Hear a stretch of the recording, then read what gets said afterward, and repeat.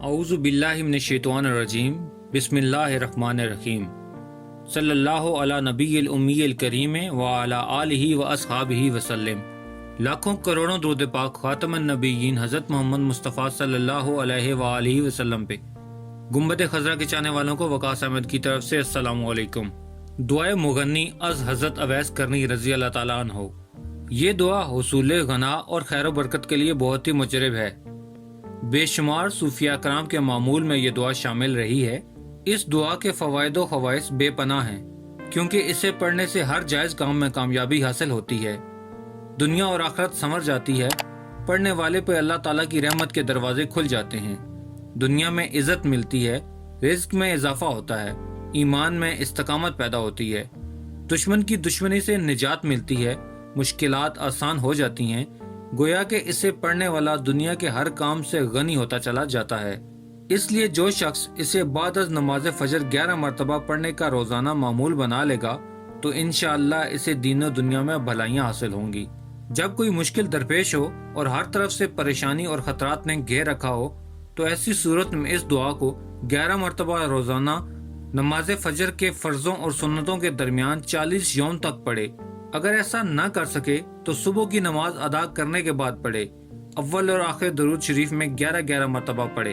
جسم اور قلب کی طہارت کا خاص خیال رکھے۔ انشاءاللہ جو مقصد ہوگا وہ بارگاہ رب العزت میں قبول ہوگا۔ ہر روز دعائے مغنی پڑھنے کے بعد اللہ تعالیٰ کے حضور سجدہ ریز ہو کے دعا مانگے، انشاءاللہ ہر مشکل آسان ہو جائے گی۔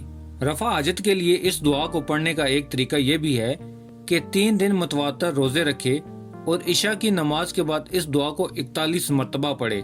انشاءاللہ جو بھی حاجت ہوگی اسے اللہ تعالیٰ قبول فرما لے گا۔ پڑھائی شروع کرتے وقت اول اور آخر درود شریف پڑھنا بہت بہتر ہے۔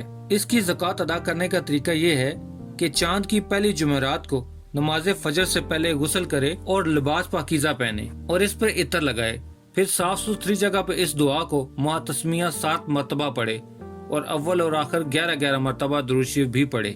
انشاءاللہ 120 دن پورے ہونے پہ زکوٰۃ پوری ہو جائے گی۔ اس کے بعد روزانہ نماز فجر کی سنتوں اور فرضوں کے درمیان 1 مرتبہ پڑھنے کا معمول بنا لے۔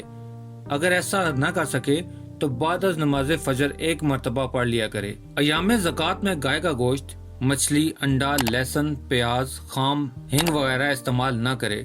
زکوٰۃ ادا کرنے کے بعد ان چیزوں کا کوئی پرہیز نہیں، البتہ منہیات شرعی سے سختی سے بچتا رہے۔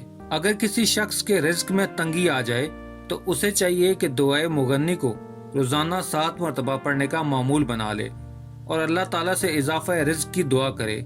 انشاءاللہ اس کی دعا قبول ہوگی اور اللہ تعالیٰ اس کے رزق میں بیش بہا اضافہ فرما دیں گے اور اس کی مالی تنگی کو دور کر دیا جائے گا۔